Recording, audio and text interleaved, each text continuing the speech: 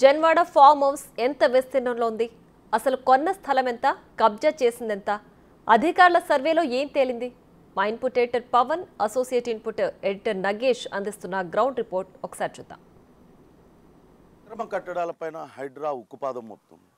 చెరువులు, కుంటలు, నాలాలను కబ్జా చేసి వాటిపైన అక్రమంగా నిర్మించిన భారీ భవంతులను నేలమట్టం చేస్తుంది. అయితే ఇప్పుడు జన్వాడ ప్రాంతంలో ఉన్న ఒక భవంతికి సంబంధించి పెద్ద ఎత్తున చర్చ జరుగుతుంది. ఎందుకంటే అది కేటీఆర్ ఫామ్ హౌస్గా చెప్పబడుతుంది. హైకోర్టును కూడా బద్వేల్ ప్రదీప్ రెడ్డి అనే వ్యక్తి హైకోర్టును ఆశ్రయించారు. నా భవనాన్ని కూల్చివేయడానికి ఆ ప్రయత్నాలు కొనసాగుతున్నాయి. ఒక నేతకు నేను సన్నిహితుడిని కాబట్టే తన భవనాన్ని కూల్చివేయడానికి ప్రయత్నిస్తున్నారంటూ ఆయన హైకోర్టును ఆశ్రయించారు. కానీ హైకోర్టు కూడా ఎటువంటి రిలాక్సేషన్ ఆయనకు ఇవ్వలేదు. హైడ్రా తన పని తాను చేసుకుపోవాలి. జీవో నంబర్ 99లో ఏదైతే హైడ్రా విధి విధానాలు ఖరారు చేశారో దాని ప్రకారం నడుచుకుపోవాలంటూ చెప్పారు. ఇప్పుడు మనం మాట్లాడుకుంటున్న భవనాలన్నీ కూడా బుల్కాపూర్ నాలాకు అతి సమీపంలో ఉన్నాయి. అసలు బుల్కాపూర్ నాలా చరిత్ర ఏంటి అనేది ఒకసారి చూసినట్లయితే దాదాపుగా 20 కిలోమీటర్లకు పైగా ఈ నాలా విస్తరించి ఉంటుంది. బుల్కాపూర్ అనే గ్రామం శంకర్పల్లి, మోకిల గ్రామాల మధ్యలో ఉంటుంది. దాదాపుగా 20 కిలోమీటర్లకు పైగా ఆ నాలా మొత్తం విస్తరించి ఉంటుంది. గతంలో 50 మీటర్ల వరకు ఆ నాలా పెద్దగా ఉండేది. ఇప్పుడు ఆ కుచించుకుపోయి కొన్ని చోట్ల 18 మీటర్లు, కొన్ని చోట్ల 20 మీటర్లుగా ఉంది. అంతకుముందు ఆ శివారు ప్రాంతాల్లో భారీ వరదలు ముంచెత్తినప్పుడు ఈ ప్రధాన కాలువలు, వరద నీరు పోయేది ప్రధాన కాలువల్లో బుల్కాపూర్ కూడా ఒకటి. గండిపేట జలాశయం పక్క నుంచి ఖానాపూర్, కోకాపేట్, నార్సింగి, పుప్పాలగూడ, మణికొండ, రాయదుర్గం, షేక్పేట్, హకీంపేట్, ఫస్ట్ లాన్సర్, ఖైరతాబాద్ మీదుగా హుస్సేన్ సాగర్లో కలిసేది. అంటే దాదాపుగా 20 కిలోమీటర్ల మేర ఈ నాలా ప్రవహించేది. ఈ నాలా గతంలో 50 మీటర్ల వరకు వెడల్పులో ఉండేది. కానీ ఇప్పుడు అది మొత్తం కుచించుకుపోయింది. ప్రస్తుతం మనం విజువల్స్లో చాలా క్లియర్గా చూస్తున్నాం. అది ఎంతవరకు కుచించుకుపోయింది, దాదాపు 10 అడుగులు మాత్రమే మనకు కనపడుతుంది. అది కూడా ఇంకా చాలా చోట్ల ఆక్రమణలకు గురైపోయింది. ప్రస్తుతం మనం ఇది కనుక మనం చూసినట్లయితే మనం ఇదే ప్రాంతంలో, ఇదే గ్రామంలో, జన్వాడ గ్రామంలో ఇక్కడ మనం ఉన్నాం. ఇవన్నీ కూడా సర్వే నంబర్లు. ఈ వివాదాస్పద కట్టడంగా చెప్తున్నది 311 సర్వే నంబర్లో ఉంది. ఒక్కసారి మనం ఆ సర్వే నంబర్ కనుక మనం చూసినట్లయితే 311 సర్వే నంబర్లో ఆ వివాదాస్పద కట్టడం ఇప్పుడు చెప్తున్నారు. ఇదంతా కూడా నాలా. ఈ నాలానే ఇప్పుడు ఆక్రమణకి గురైపోయింది. 313 సర్వే నెంబర్లో 9 ఎకరాల 8 కుంటలు, 300 పక్కనే ఉన్న 301 సర్వే నెంబర్లో 13.11 కుంటలు భూమి ఉంది. 311లో దాదాపుగా 14 ఎకరాల 20 కుంటల భూమి ఉంది. ఈ 301లో ఈ ప్రాంతంలో కేటీఆర్ సతీమణి శైలమకు, ఆమె తల్లికి, ఇద్దరికి కూడా అందులో భూములు ఉన్నాయి. ప్రదీప్ రెడ్డి తనదిగా చెప్తున్న ఫామ్ హౌస్ కేటీఆర్ ఫామ్ హౌస్గా ప్రచారం ఏదైతే జరుగుతుందో అది ఈ సర్వే నెంబర్ 311లో ఇక్కడ నిర్మితమై ఉంది.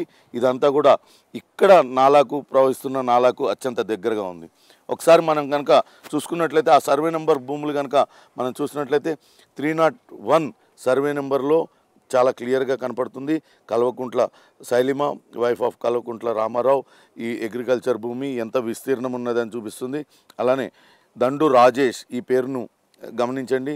దండు రాజేష్ ఈయన పేరు మీద కూడా ఇక్కడ ఉన్నాయి. పాకాల శశిరేఖ అంటే కేటీఆర్ సతీమణి శైలిమ గారి తల్లి ఆమె.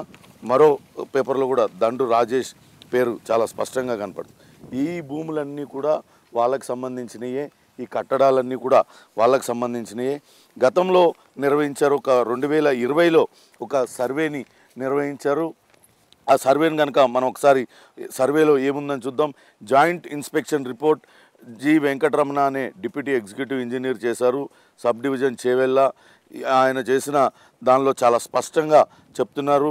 ఏ రోజు వాళ్ళు చేశారు అనే డేట్ కూడా ఇందులో మెన్షన్ చేశారు. 24/6 నెలలో 2020లో వాళ్ళు చేశారు. అందులో బుల్కాపూర్ నాలా దగ్గర మేము అక్కడ విజిట్ చేశాము. అక్కడ మేము చూసాము. అదంతా కూడా కుచించుకుపోయి ఉన్నది. దాన్నంతా కూడా కబ్జాకి గురైంది. దాదాపుగా 18 మీటర్ల నుంచి 22 5 మీటర్ల వరకు ఉండాల్సింది విలేజ్ మ్యాప్లో కనుక చూస్తే, కానీ ఇప్పుడు వాస్తవ పరిస్థితుల్లో అంత లేదు. మా కొలీగ్ నగేష్ కూడా ఇక్కడే ఉన్నారు. అసలు నాలా ఎంత ఉండాలి, ఎంతకు కుచించుకుపోయింది అనేది ఒకసారి చూద్దాం. ఎందుకు ఈ టేప్ ద్వారా మీకు చూపిస్తున్నామంటే ఇందులో చాలా క్లియర్గా గైడ్లైన్స్ ఉన్నాయి. వాళ్ళందరూ కూడా చెప్తూ ఉన్నారు మేము ఎక్కడ కూడా నాలాకు ఆక్రమించలేదని. కానీ నాలాకు 9 మీటర్లు వరకు అవతలకు లేకుంటే యువతలకు రెండు పక్కల కూడా అది బఫర్ జోన్గానే పరిగణించబడుతుంది.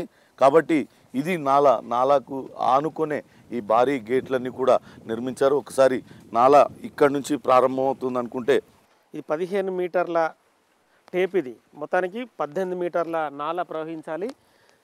అవతల పక్క బఫర్ జోన్ 9 మీటర్లు, ఇవతల పక్క బఫర్ జోన్ 9 మీటర్లు, అంటే 36 మీటర్ల నాలా ఒక నిజాం నవాబు పాలన నుంచి కూడా వస్తుంది. మరి 36 మీటర్లు ప్రస్తుతం టేప్ తీసుకొచ్చింది కేవలం 30 మీటర్లే. ఇంకా 6 మీటర్ల వరకు చూస్తే కనుక మా కొలిగ్ పవన్ అవతల పక్క 3 మీటర్లు వేసుకున్నా, యువతల పక్క 3 మీటర్లు వేసుకున్నా ఈ చెట్ల లోపలికి వెళ్ళే పరిస్థితి కనిపిస్తుంది. అంటే ఈ ల్యాండ్ యువతల పక్క వాళ్ళు, ఇవతల పక్క వాళ్ళు, రెండు పక్కల వాళ్ళు కూడా పూర్తిగా నాలాని ఆక్రమించి ఈ రోడ్డు నిర్మాణం చేపట్టారని చెప్పి మనకు క్లియర్గా అర్థమవుతుంది. అంటే ఆక్రమణలకు సంబంధించి మనం చూస్తే కనుక తమదే రాజ్యం అన్నట్టుగా గత ప్రభుత్వం ప్రవర్తించిందని చెప్పచ్చు. ఇదే వేదికగా జన్వాడ ఫామ్ హౌస్ అంటేనే గతంలో ప్రతిపక్ష నేతగా ఉన్న రేవంత్ రెడ్డి ఈ జన్వాడ ఫామ్ హౌస్కి వచ్చి డ్రోన్ ఎగరేస్తే అతన్ని నిర్బంధించి కేసులు పెట్టిన పరిస్థితి. అంటే ఎంత నిర్బంధం గత ప్రభుత్వంలో కొనసాగిందో మనం క్లియర్గా అర్థమవుతుంది. అంటే ఇక్కడ ఫామ్ హౌస్కి రావాలంటే కూడా ఈ చుట్టుపక్కల జనాలు భయంతో గజగజ వణికిపోయేవారు.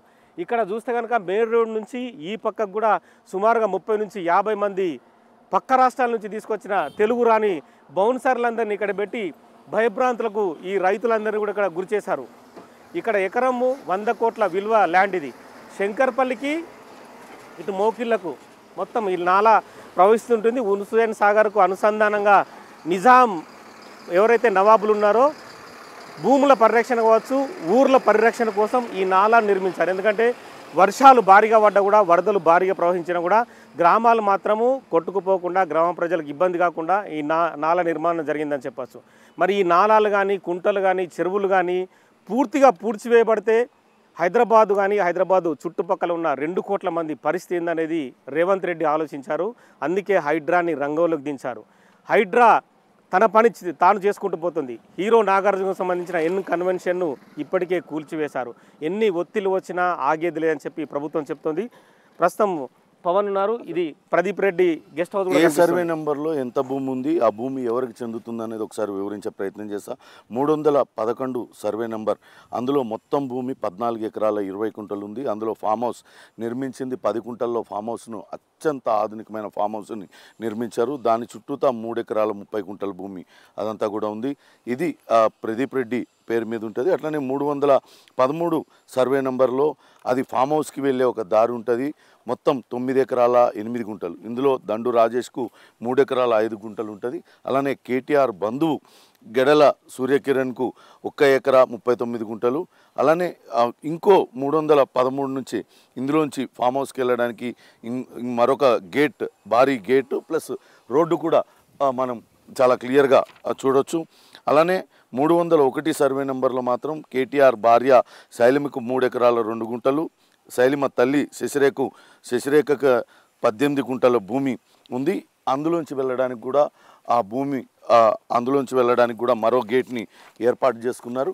ఇవన్నీ కూడా బుల్కాపూర్ నాలా అనేది పూర్తిగా కుచించుకుపోయిన పరిస్థితి. గతంలో 18 మీటర్లు 20 మీటర్లు ఉన్న నాలా ఇప్పుడు కనీసం 5 మీటర్లు కూడా ఇది లేదు. రోడ్డు కోసం కొంత ఆక్రమణకి గురైన అవతల పక్క నుంచి కొంతవరకు మనకి ఇక్కడ గోడ చాలా స్పష్టంగా కనపడుతుంది. ప్రవహించే నాలాకు అడ్డంగా కొంచెం ముందుకు ఈ గేట్, ఈ కట్టడాలన్నీ కూడా చొచ్చుకొని వచ్చి చాలా క్లియర్గా కనపడుతున్న పరిస్థితి ఉంది. ఈ నాలాను ఇక్కడ దాకా కొంచెం పెద్దగా ఉన్న నాలా ఇక్కడ మనం ఒకసారి గమనించే ప్రయత్నం చేద్దాం, ఇక్కడ చూసే ప్రయత్నం చేద్దాం. ఇక్కడ నాలా పూర్తిగా కుచించుకుపోయింది. నాలా అనేది ఇక్కడ ఏమాత్రం కనపడడం లేదు. మనం పక్కనే ఉన్న భూమిని చూస్తే అది కొంత వెనక్కుంది, కానీ ఈ కట్టడం మాత్రం కొంచెం ముందు దాకా వచ్చారు. ఇదే ప్రస్తుతం వివాదాస్పదమైన భూమి. ఇది ఈ లోపలే కేటీఆర్ తనది కాదు, తాను లీజుకు తీసుకున్నానని చెప్తున్న ఫామ్ హౌస్ ఉన్నది. ఇదే భూమిలో ఈ సర్వే నెంబర్ 311, 313 పార్ట్, ఈ 301 పార్ట్, ఇవన్నీ కూడా కేసీఆర్ ఆయన అనుచరులు ఆయన సన్నిహితుల చేతుల్లోనే ఈ భూములన్నీ కూడా ఉన్నాయి. ఆయన గతంలో కూడా కేటీఆర్ ఫామ్ హౌస్ పైన, ఇదే ఫామ్ హౌస్ పైన, జన్వాడ ఫామ్ హౌస్ పైన రేవంత్ రెడ్డి డ్రోన్ ఎగరవేశాడంటూ ఆయన పైన కేసు నమోదు చేశారు. ఇగో నాలాను ఆక్రమించి ఇంత భారీగా దీనిపైన లోనికి వెళ్ళడానికి దారి ఏర్పాటు చేసుకున్నారు. ఇక్కడ చూద్దాం ఒకసారి.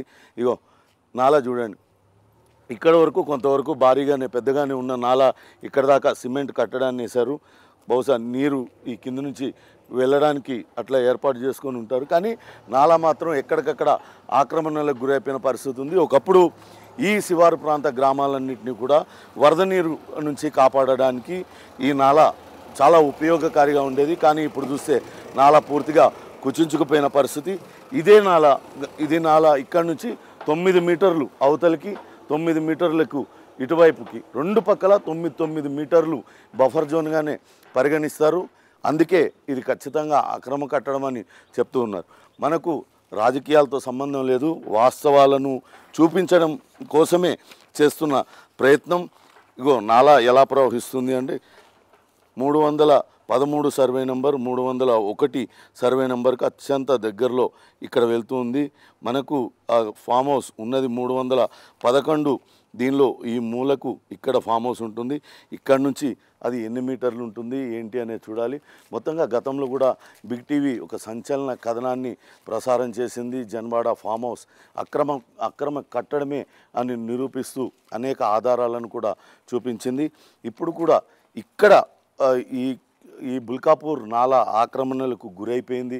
కేవలం జన్వాడలో మాత్రమే కాదు, ఎక్కడైతే బుల్కాపూర్ గ్రామం ఉందో అక్కడి నుంచి హుస్సేన్ సాగర్ దాకా వరద నీటిని సాఫీగా ప్రవహించడానికి గతంలో ఏర్పాటైన నాలా ఇప్పుడు పూర్తిగా కుచించుకుపోయిన పరిస్థితి అయితే కనపడుతుంది. ఈ నాలాను ఎలాగైనా సరే కాపాడాలని అనేక మంది కోరుతున్నారు. పర్యావరణ ప్రేమికులు కూడా కోరుతున్నారు. నాలాలు కుచించుకుపోవడం వల్ల ఇటీవల భారీ వర్షాలతో వరద ఏ రకంగా హైదరాబాద్ నగరాన్ని చుట్టుపక్కల ప్రాంతాలని ముంచెత్తింది అందరూ చూశారు. నాలాలు ఆక్రమణకు గురవడమే ఇదంతా ఈ దుస్థితికి కారణమని భావిస్తున్న పరిస్థితి అయితే ఉంది. చూడాలి హైడ్రా ఏ రకంగా స్పందిస్తుంది. ఇది నిజంగానే బఫర్ జోన్ పరిధిలో ఉందా లేకుంటే FTL పరిధిలో ఉందా అదంతా కూడా తేల్చాల్సింది వాళ్ళు. కానీ నాలాలు కుచించుకుపోయినాయి, నాలాలకు అత్యంత సమీపంలో భారీ కట్టడాలు ఉన్నాయని చూపించే ప్రయత్నం మాత్రమే బిగ్ టీవీ చేస్తుంది. ఏమంటారు నగేష్? ఖచ్చితంగా. ఎందుకంటే నాలాల పరిరక్షణ అనేది ఒక ఆపరేషన్గా, ఒక పెద్ద ఆపరేషన్గా రేవంత్ రెడ్డి నిర్ణయించుకున్నాడు. గతంలో ప్రతిపక్ష నేతగా ఉన్నప్పుడు కూడా ఇదే ప్రశ్న వేసిండు. ఖచ్చితంగా ఇలాంటి ఫామ్ హౌస్లు కావచ్చు, కన్వెన్షన్లు కావచ్చు, ఇంకా వేరే అక్రమ నిర్మాణాలు కావచ్చు, మోకిల్లా, శంకర్పల్లి, హైదరాబాద్లోని చుట్టుపక్కల ప్రాంతాలన్నీ కూడా పూర్తిగా కుంటలు, చెరువులన్నీ కూడా ఆక్రమణలకు గురై వరదలు వస్తే నడుము లోతు వరకు నీళ్లు, ప్రజలు నానా కష్టాలు పడుతున్న పరిస్థితి. ప్రభుత్వాలు తమని ఎందుకు ఆదుకోలేమంటున్నాయి. కానీ ఆక్రమణలను కూడా ఖచ్చితంగా ప్రజలు ప్రశ్నించాలని చెప్పి రేవంత్ రెడ్డి తాను గంటాపతంగా చెప్తున్నాడు. కేవలము బలహీనులు, పేదలు, మధ్యతరగతి వర్గాలు కాదు, ఖచ్చితంగా బలవంతుల్ని కూడా టార్గెట్ చేస్తామని చెప్పి కన్వెన్షన్ కూల్చివేతతో రేవంత్ రెడ్డి ప్రభుత్వం ఒక స్టెప్ ముందుకు వేసిందని ఖచ్చితంగా చెప్పచ్చు. ఇప్పుడు జన్వాడ ఫామ్ హౌస్ పరిస్థితి కూడా అదే. తమ ఫామ్ హౌస్ను కూల్చివేస్తామని చెప్పి భయంతో ప్రదీప్ రెడ్డి హైకోర్టును ఆశ్రయించాడు. కానీ హైకోర్టు మాత్రం క్లియర్ కట్గా ఒకటే చెప్పింది, ఏదైతే 99 జీవో ప్రభుత్వం జారీ చేసిందో దాని ప్రకారమే నడుచుకోవాలని చెప్పి ఆ జీవోలో క్లియర్ కట్గా చెప్పిన పరిస్థితి. అదే క్రమంలో ప్రభుత్వం ముందుకెళ్ళే అవకాశం కనిపిస్తుంది. ఈ నిర్మాణం సక్రమమా అక్రమం అనేది ప్రదీప్ రెడ్డి ఇప్పటికే కోర్టుకు పేపర్లు సమర్పించాడు. కోర్టు కూడా పూర్తిగా పరిశీలన జరిపింది. ఇంత పెద్ద గేటు పైన CC కెమెరాలను కూడా మనం చూడవచ్చు. ఈ ప్రాంతానికి ఒకప్పుడు గత ప్రభుత్వంలో ఇక్కడికి రావాలంటే కూడా జనం భయంతో వణికారు. ఖాళీ మేము నిలిచిన ప్రాంతంలో, పవన్ నేను నిలిచిన ప్రాంతంలో నిల్చోవాలన్నా కూడా ఆ CC కెమెరాలో ఫోటోలు చూసి, వీడియోలు చూసి కేసులు పెట్టి వేధించిన పరిస్థితి. ఇప్పుడు ఇంత స్వేచ్ఛగా ఇక్కడికి వచ్చినామంటే ప్రభుత్వం మారిందని ఖచ్చితంగా చెప్పొచ్చు. ఎందుకంటే ప్రగతి భవన్ నుంచి సామంతరాజు వెడలే జన్వాడ ఫామ్ హౌస్కి వచ్చే అన్న విధంగా ఈ ప్రాంతం భయభ్రాంతులకు గురై ఒక రకమైన భయానకర పరిస్థితిని చుట్టుపక్కల రైతులు అనుభవించారు. అప్పుడైతే కొంత నిర్బంధం ఉండేది. ఇక్కడ చుట్టుపక్కల రైతులు కూడా చెప్తూ ఉన్నారు, ఇక్కడ వేరే కట్టడాలను కూడా కట్టకుండా అడ్డుకున్నారని గతంలో బిగ్ టీవీకి కూడా వాళ్ళందరూ చెప్పడం జరిగింది. అవన్నీ కూడా మనం ప్రసారం చేసాం. ఒకసారి 2020లో ఏదైతే ఇక్కడ డిప్యూటీ ఎగ్జిక్యూటివ్ ఇంజనీర్ ఇచ్చిన రిపోర్ట్ని కనుక చూస్తున్నట్లయితే ఖచ్చితంగా నాలాలు కుచించుకుపోయినాయి. గతంలో 18 నుంచి 20 మీటర్ల వరకు స్ట్రక్చర్ ఉండాలి ఇక్కడ అని చెప్తున్నాను. నాలా అనేది కనిపించాలి 18 నుంచి 20 వరకు. కానీ ఇప్పుడు మనం చూసినట్లయితే కనీసం 5 మీటర్లు కూడా లేని పరిస్థితి ఉంది. ఖచ్చితంగా అధికారులు దీనిపైన స్పందించాలి, చర్యలు తీసుకోవాలని ప్రజలైతే గట్టిగా కోరుతున్న పరిస్థితి అయితే ఉంది.